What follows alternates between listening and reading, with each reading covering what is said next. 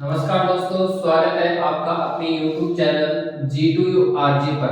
तो दोस्तों, कल किसी कारणवश से वो ज्योग्राफी की क्लास वो नहीं हो पाई थी। आज हम कंटिन्यू करेंगे ज्योग्राफी की क्लास का जो पार्ट 2 है, उस पार्ट 2 की हम बात करते हैं क्योंकि पार्ट फर्स्ट है वो आपका हो चुका है। पार्ट 2 की जैसे कि हम बात करते हैं, पार्ट 2 है वो आज आपका होगा। पार्ट फर्स्ट की बात करते हैं तो पार्ट फर्स्ट है जैसे कि आपके सामने हम लेके आए थे, तो आज है हम हमारी पार्ट सेकंड है वो आपके सामने लेके आ रहे हैं दोस्तों। तो इसके अंदर हम क्या है जानकारी आपको देंगे, जैसे कि हमने राजस्थान की स्थिति और विस्तार के बारे में हमने पढ़ा था। तो राजस्थान की स्थिति और विस्तार के बारे में तो आप सबको पता है, पर जो राजस्थान की स्थिति एंड विस्तार से संबंधित हमारे जैसे कि मुख्यमंत्री अशोक गहलोत के द्वारा घोषणा की गई थी, तो उनके अंदर जो हमारे नए नवीनतम जो जिले आए हैं उनसे संबंधित क्या है जो परिवर्तन हुए हैं वो हम आपके सामने लेके आए हैं स्थिति एंड विस्तार के अंदर। तो दोस्तों, इसके अंदर हम देखते हैं तो नवीनतम जो जिले हमारे नवीनतम जिलों की हम बात करते हैं तो नवीनतम जिले हैं जैसे कि बजट घोषणा के अंदर हम बात करते हैं। पहले बात करेंगे हम बजट घोषणा की बात करते हैं। तो बजट घोषणा के अंदर जैसे कि हम देखते हैं तो बजट घोषणा वो कब हुई थी कि भाई हम नए जिले हैं उनकी घोषणा कर रहे हैं, ये नए जिले बनेंगे। तो ये घोषणा है वो कब की गई थी दोस्तों हमारी, तो ये घोषणा है वो 2022 और 23 के अंदर, जो हमारी 23 अभी चल रही है, 2022 और 23 की क्या है हमारी ये घोषणा है वो मुख्यमंत्री अशोक गहलोत ने पहले ही कर दी थी। अब इसके बाद में दोस्तों हम बात करते हैं तो समिति कि किस समिति की सिफारिश के ऊपर इन जिलों का है वो गठन किया गया था। तो जैसे कि दोस्तों हम बात करते हैं समिति है, समिति के द्वारा क्या, समिति के अंदर अनेक प्रकार के सदस्य होते हैं, उन सदस्यों के द्वारा क्या किया जाता है, इन जिलों का है वो गठन के बारे में बताया जाता है कि इस प्रकार से इस जिले का गठन करना है, इस जिले को तोड़ना है, इस जिले को तोड़कर इस प्रकार से क्या है इस जिले का निर्माण करना है। तो गठन का मतलब ये होता है कि निर्माण करना। तो निर्माण करने के लिए क्या एक समिति हमारे पास में होनी चाहिए। तो उस समिति का जैसे कि मैं बात करता हूँ कि समिति ने क्या है हमारे जिलों को बनाने के लिए जो गठन किया था, तो रामडुभाया समिति के द्वारा हमारी क्या की जाती है, इन जिलों के गठन किया जाता है। इनके अंदर देखते हैं तो हम सेवानिवृत्त आईएएस जो कि अभी सेवा के अंदर प्रेजेंट में है नहीं, रिटायर्ड हो चुके हैं, वो सदस्य क्या है इसके अंदर शामिल थे। इसके बाद में हम बात करते हैं जैसे पूर्व जो हमारे निर्वाचन आयुक्त थे, पूर्व निर्वाचन आयुक्त सदस्य इसके अंदर क्या है शामिल थे। मतलब रामडुभाया जो कमेटी है, इस कमेटी के अंदर जो भी सदस्य थे सारे के सारे सेवानिवृत्त आईएएस, इसके बाद में पूर्व निर्वाचन आयुक्त थे, वो क्या है इनके अंदर सदस्य हैं वो शामिल किए गए थे। अब हम आगे बात करते हैं जैसे कि दोस्तों हमने जान लिया कि रामडुभाया समिति के द्वारा हमारे जिलों का गठन किया गया था। इसके अंदर अनेक प्रकार के सदस्य थे, वो क्या करते थे इन जो हमारे जिले थे उनका गठन के बारे में बताया कि इस प्रकार से हमारे जिलों का क्या होना चाहिए, गठन होना चाहिए। तो हम आगे बात कर लेते हैं जैसे कि रामडुभाया जो समिति है इसका गठन कब हुआ था। तो हम बात करते हैं दोस्तों रामडुभाया समिति का जो गठन है वो कब किया जाता है। थोड़ा सा आप भी इसके बारे में जानो कि रामडुभाया समिति है वो कब बनी थी। तो ये दोस्तों हमारी बात करते हैं तो 21 मार्च 2022 को क्या है इस समिति का गठन किया जाता है। और इस समिति को ये बताया जाता है कि आप जैसे कि कौन कौन से जिलों को तोड़कर गए हैं, कौन कौन से नए जिलों का गठन करना है, इनके बारे में सारी की सारी जानकारी है वो इसको सौंपी गई थी, इसको बताया गया था। तो इस इन रामडुभाया समिति के द्वारा भी क्या है जैसे कि विभाग को क्या रिपोर्ट सौंपी गई थी कि भी हमारे पास में इन जिलों को तोड़कर हमने क्या है नए जिलों का क्या गठन किया है। इसके बाद जैसे कि हम आगे बात करते हैं तो रिपोर्ट सौंपने की बात करते हैं। रिपोर्ट कब सौंपी, तो रिपोर्ट सौंपने की बात करते हैं क्योंकि रिपोर्ट भी सौंपनी पड़ती है हमें देखना पड़ता है गठन है इसका, गठन हो गया, इसके बाद हमें रिपोर्ट सौंपनी पड़ती है। वही इसको जो जिम्मेदारी दी गई थी उस जिम्मेदारी की जानकारी है वो कब दी जाती है, मतलब रिपोर्ट कब सौंपी जाती है। तो इसकी रिपोर्ट है वो 2 अगस्त 2022 को क्या है इन्होंने अपनी रिपोर्ट को सौंप दिया था। इन्होंने बता दिया था कि इन जिलों को तोड़कर क्या है हमारे ये जिले नए बनाए जा सकते हैं। इसके बारे में जैसे कि हम बात करते हैं दोस्तों, जैसे कि 19 से हमारे नए जिले बने थे, वह 3 हमारे नए संभागों की घोषणा है वो कब की गई थी। तो हम बात कर लेते हैं जैसे कि 19 नए जिले व 3 नए संभागों की घोषणा, नए संभागों की घोषणा, 3 नए संभागों की जो घोषणा है वो हमारी कब की जाती है। 19 तो नए जिले हो गए और 3 हमारे क्या हो गए यहाँ पर नए संभाग हो गए। तो इसकी जो घोषणा है वो हमारी 17 मार्च 2023 को मुख्यमंत्री अशोक गहलोत के द्वारा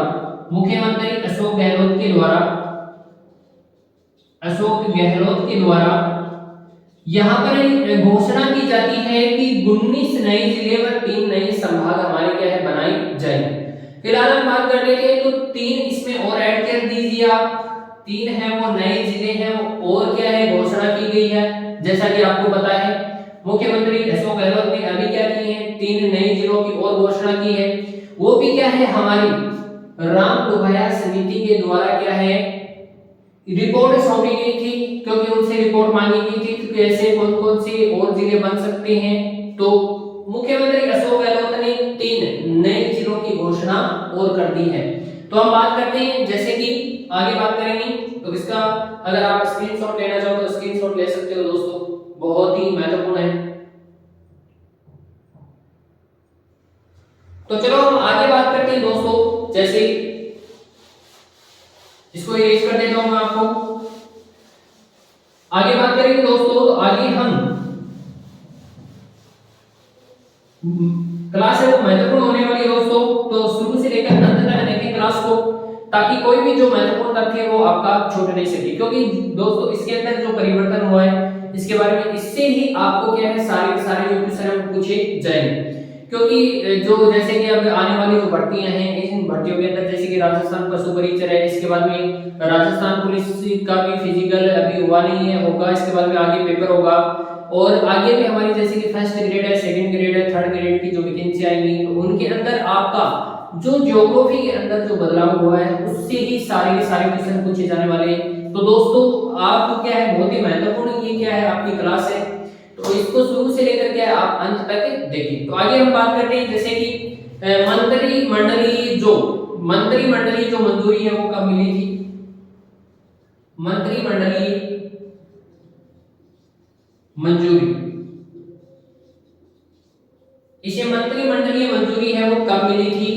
इसके बाद में जैसे कि अधिसूचना है वो जारी कब हुई थी, इसकी अधिसूचना जारी है वो कब हुई थी। इसके बाद में हम आगे बात करते हैं तो अधिसूचना प्रभावी का मतलब होता है लागू, प्रभावी या लागू है वो कब हुई थी। इसके बाद में हम बात करते हैं जैसे कि नवीनतम जिलों का जो स्थापना दिवस है वो कब मनाया गया। नवीनतम जिलों का स्थापना दिवस है वो कब मनाया गया। तो दोस्तों हम बात करते हैं इसमें जैसे कि मंत्रिमंडलीय मंजूरी, क्योंकि क्या जैसे कि राम लोहिया कमेटी के द्वारा क्या है रिपोर्ट सौंप दी गई थी। इसके बाद में मंत्रिमंडलीय मंजूरी प्राप्त होने के बाद में ही मुख्यमंत्री अशोक गहलोत के द्वारा क्या है घोषणा की गई थी कि हमारे इतने क्या है नए जिले बने हैं। तो इस प्रकार से मंत्रिमंडलीय मंजूरी है वो हमारी कब मिलती है। तो दोस्तों हम बात करते हैं 4 अगस्त 2023 को क्या है मंत्रिमंडलीय जो मंजूरी है वो यहाँ पर इसको मिलती है।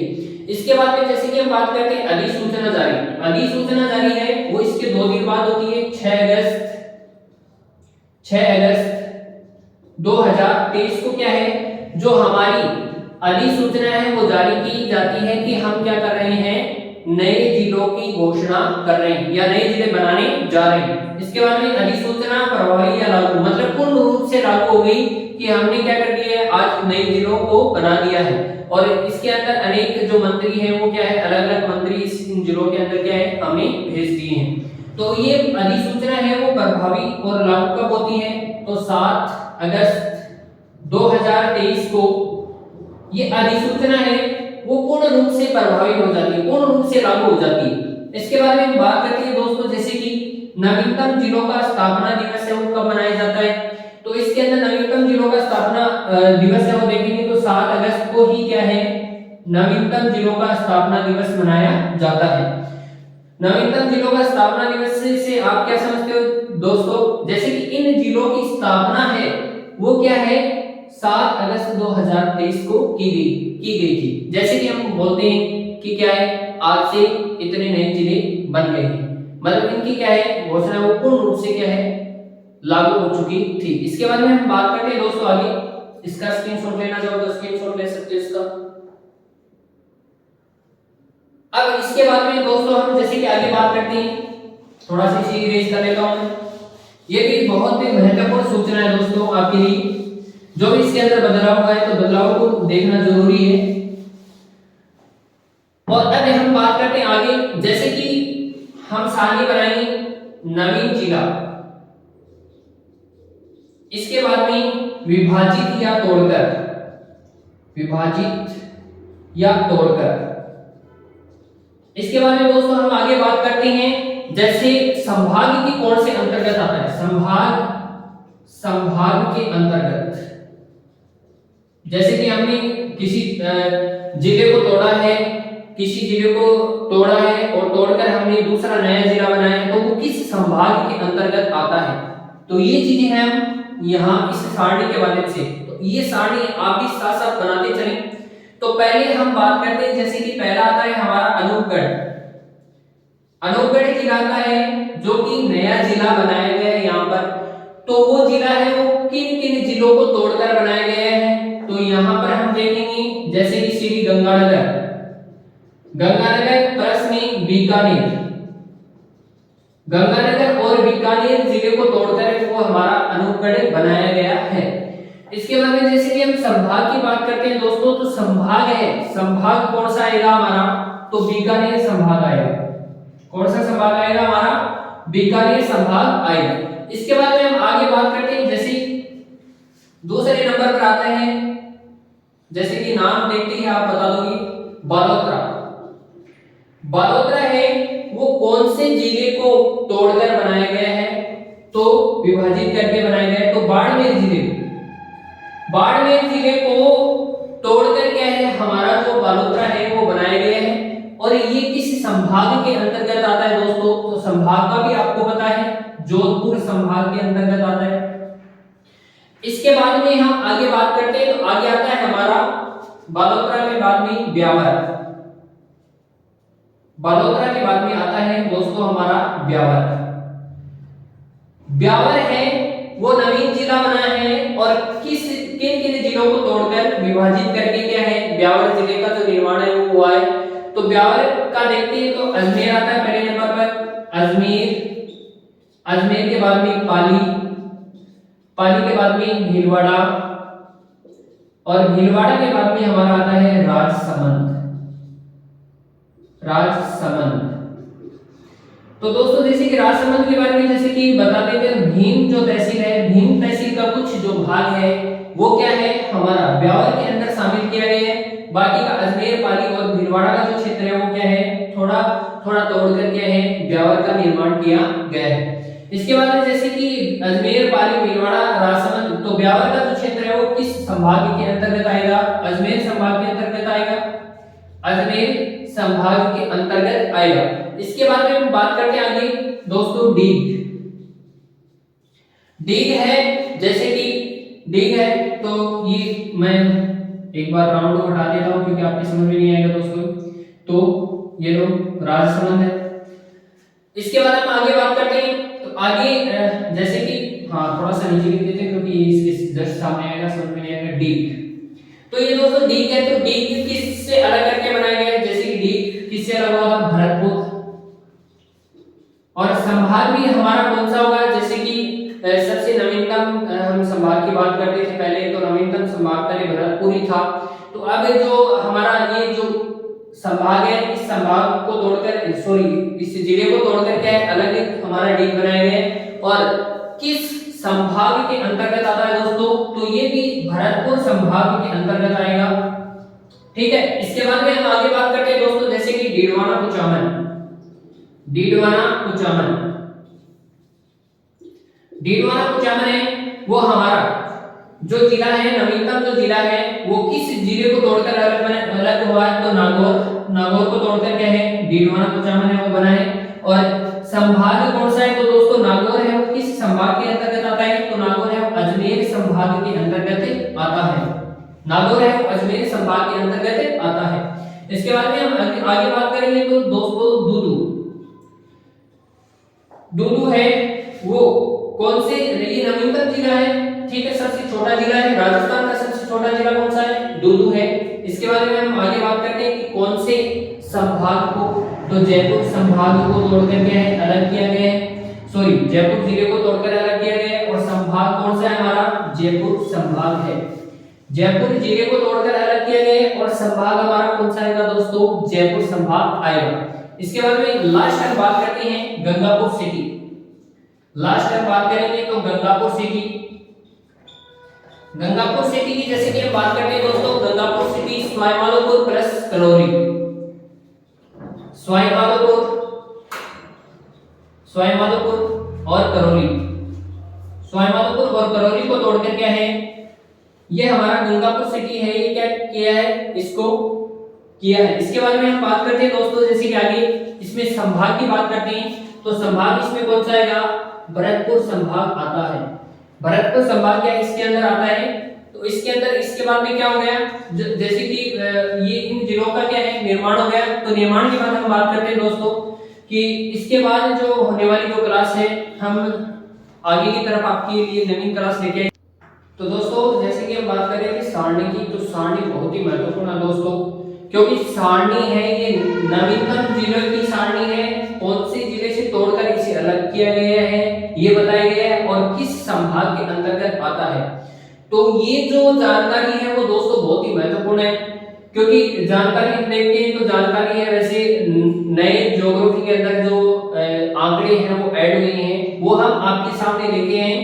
तो इनको आप क्या है, ज्यादा से ज्यादा क्या है, इनको पढ़ें और क्लास को क्या है, क्लास को शुरू से लेकर अंत तक देखें, ताकि कोई भी महत्वपूर्ण जो आपका तथ्य है वो छूट ना सके।